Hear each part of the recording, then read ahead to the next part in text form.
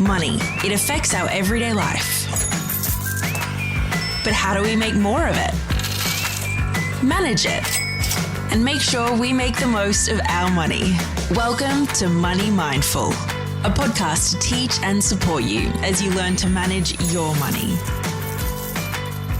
Hello, beautiful people, and welcome to episode 11 of the Money Mindful podcast. I am your host, Meaghan. Last week, I sprung a little surprise bonus episode on you. Did you catch it? How did you go? Please don't be shy. Truly, I want to hear from you. If you are in the Insta space or on the Facebook page, reach out.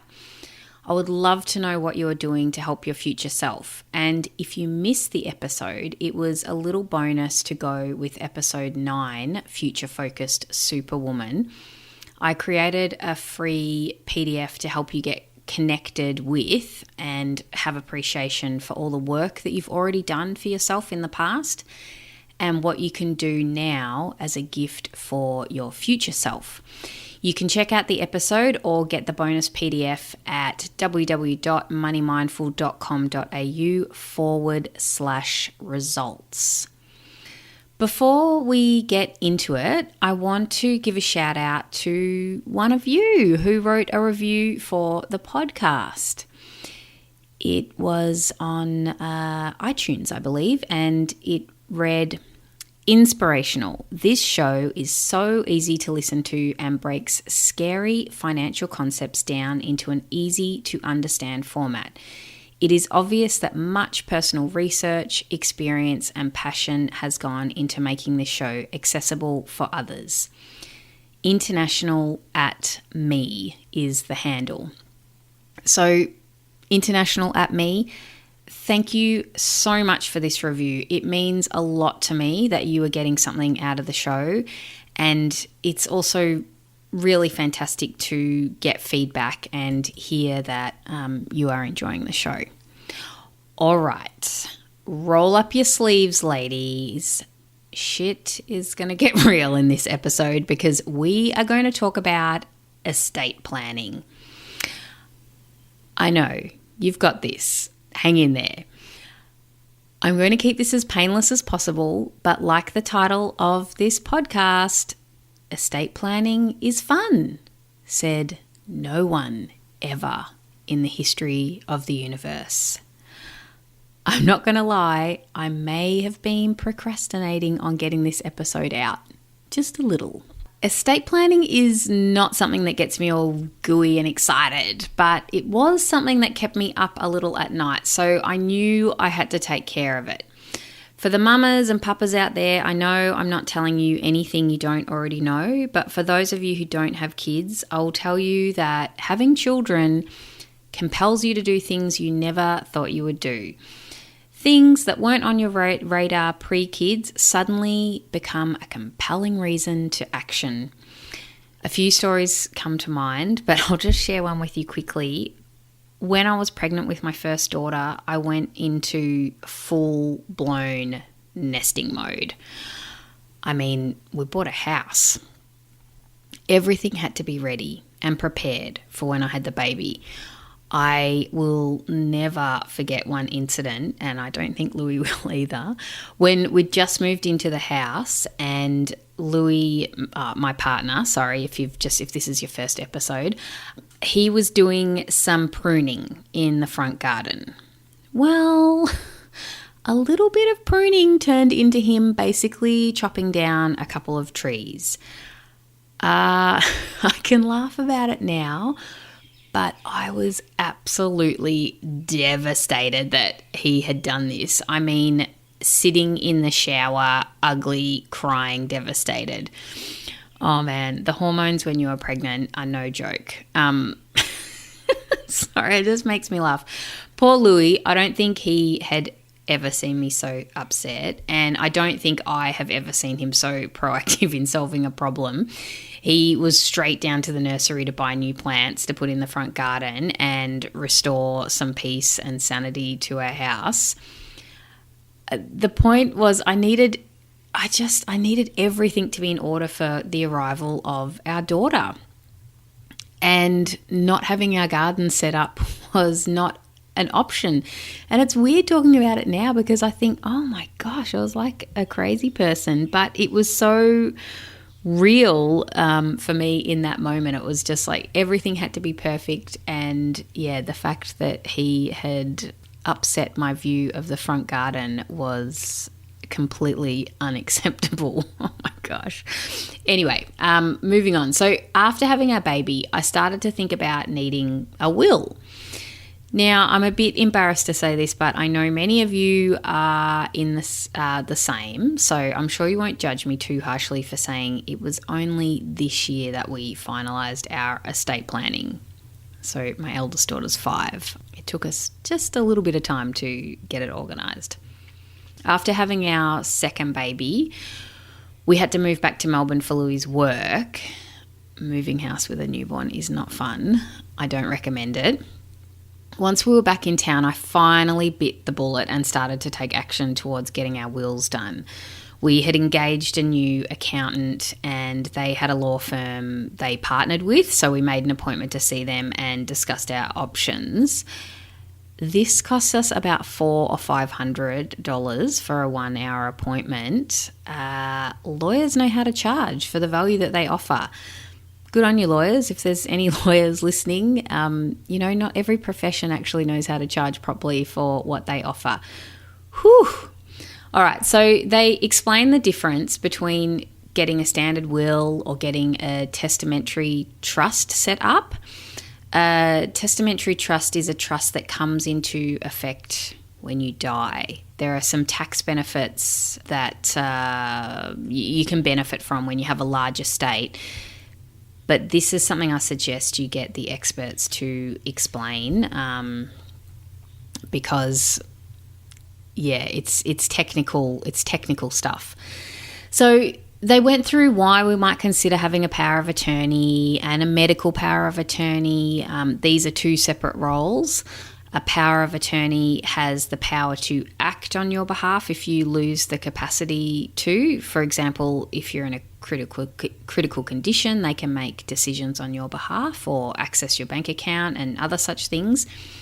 The reason you might want to appoint someone to be your power of attorney is that once you've lost the capacity to act on your own behalf, it's much harder to set up for someone else to do that for you.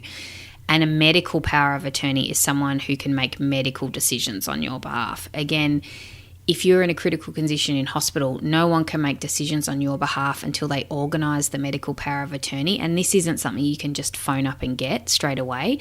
So in medical situations, you want to be able to act fast. So that would be a reason why you might get your medical power of attorney set up now when you're perfectly healthy and fine.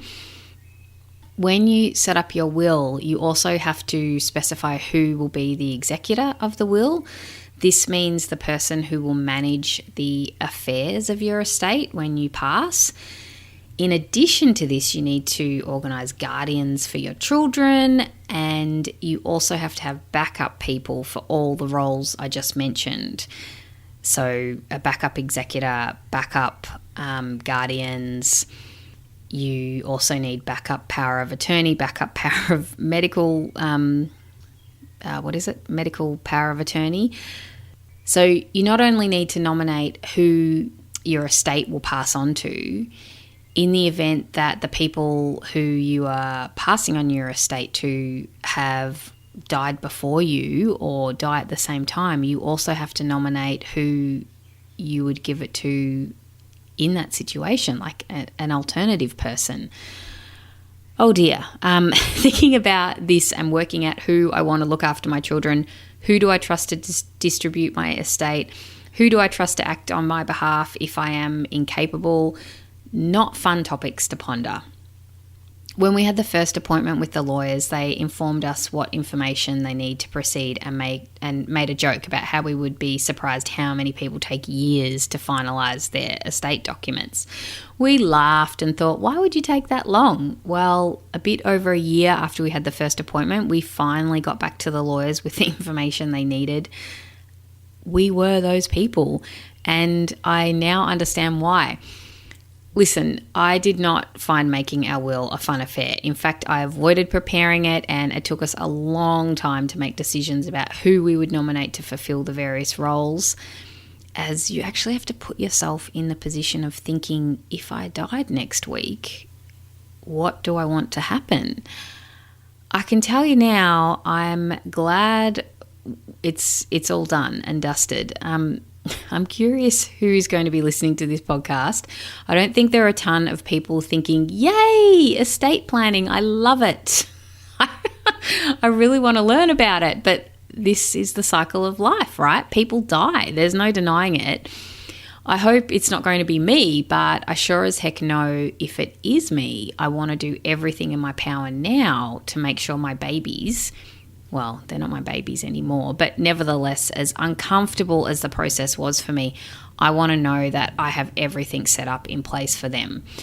Like I said at the start of this episode, I have a compelling reason to feel this discomfort. My compelling reason is my daughters. So here are my suggestions. Look up estate lawyers in your local area or city. There are lawyers who specialise in this, and let them guide you through what is required. They are professionals, and they will advise you about all the points you didn't even realise were points that you even needed to attend to. Scott Pape, in his book, The Barefoot Investor for Families, has a whole section on getting your affairs in order. He has a great suggestion, which I haven't done yet, but I intend to, and that is to create a folder with your will and important documents, and then have all your passwords recorded. So for your email, social media, bills, and banking. So it's all together in one document that your loved ones can access straight away if you pass. It's one way to make life easier for them when they're trying to get through a challenging time. He also suggests a fire and waterproof safe to store these documents in. However, the one he recommends from Bunnings, which is an Australian hardware store, in my opinion, it's too small, as it's slightly smaller than A4, which makes it a bit hard to store your paper documents in. I'm yet to find a suitable one, as the next size up is a bit too big to be able to just pick up quickly in the event that you had to get out of the house quickly during a bushfire or something of that effect. The point of storing them in a safe is to protect the documents from perishing rather than protect the documents from theft. Hence why it's a good idea to have one with a handle that you can pick up and just walk out of the house with it. Oh my gosh, today has been a bit heavy, I know. If you're still with me, good on you. It goes to show you care about getting your shit together. I feel like making a will is the ultimate adult behaviour. There is no turning back now. I have kids, I have my estate in order, I am officially adulting. Okay, so I realise that's not the correct use of the word, but can we make it a verb, please? All right. Thanks for hanging in with me for this one. It's a tough one, but I know you can do it. Get your financial affairs in order.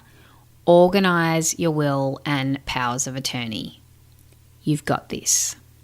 Until next week, have a beautiful week. Bye-bye. Thanks for listening to the Money Mindful podcast. For more info, visit moneymindful.com.au. For future episodes, be sure to subscribe. And remember, the information in this podcast is of a general nature only and does not take into account your personal circumstances or goals. Please seek professional advice for your own financial needs. Remember to have fun along the way.